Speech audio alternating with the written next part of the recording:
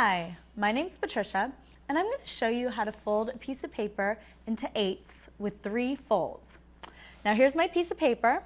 We have an 8.5 by 11 size piece of printer paper, and basically when you fold it into eighths, what you want to do is first fold it into half, and you want to match the corners up, and that will make life a lot easier if you do. So get those 2 corners matched up, and then turn it so it's lengthwise again facing towards you. And again, hold right in the center next to the edges and fold over, match up the corners again, and that way you have a smaller rectangle. And then turn the paper, fold it one more time, match those corners up, and your piece of paper will have been folded 3 times.